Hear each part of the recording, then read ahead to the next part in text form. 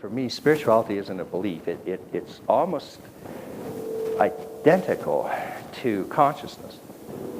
So the more spiritual you are, the more conscious you are.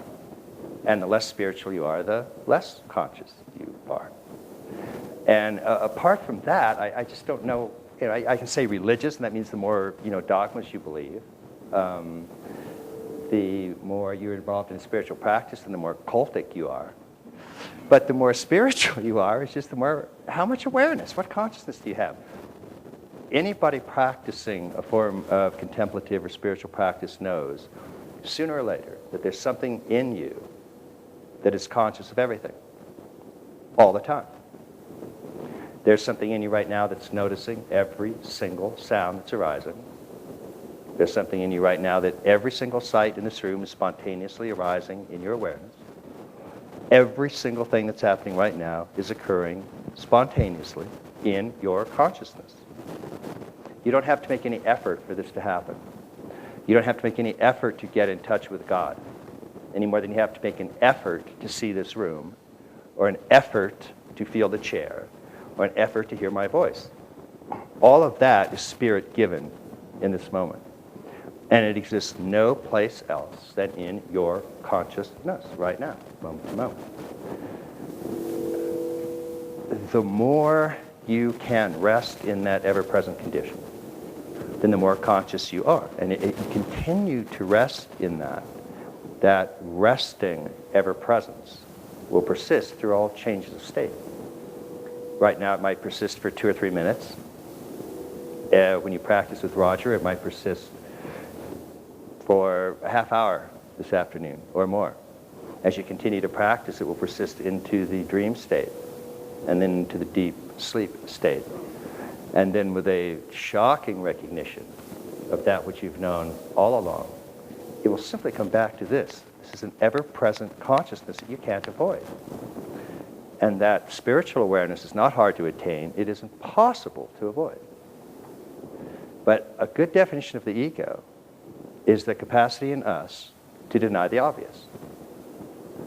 And so what karma yoga or spiritual practice is a way to actually practice the obvious by simply finding ways to constantly recognize that which is already accomplished.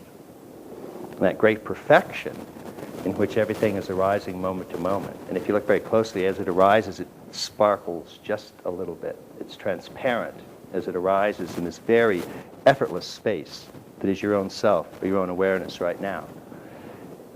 There's a paradoxical trick about all of that, which is that as obvious as it is to you right now, that there is a witness in you that's seeing everything and hearing everything, as obvious as it is right now that this is exactly who you are.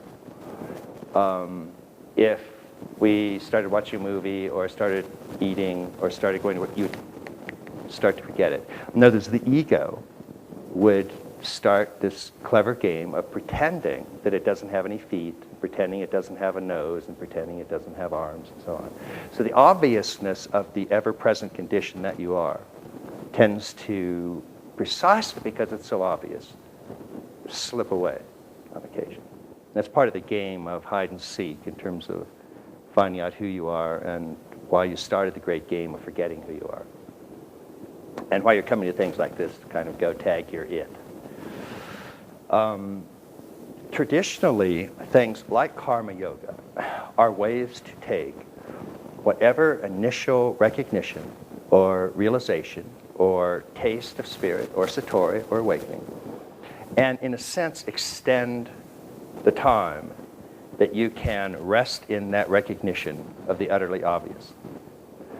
And as many of you know who have practiced meditation, if you actually get into a meditative state, perhaps of witnessing or perhaps of non-dual one taste, and everything is completely obvious, you know exactly in that moment who and what you are, because you know this, you know the isness of this moment that can't be denied. And you get up from the meditation mat, and then it's just the clock is running. And it's like, how long before you forget that? And so karma yoga, by any definition, is extending that period of recognizing the obvious. And that means being able to carry it into relationships, carry it into work, carry it into life, and then the ultimate test, taking it home to Christmas with your family. And the moment you can actually pass all of those tests, then it's good.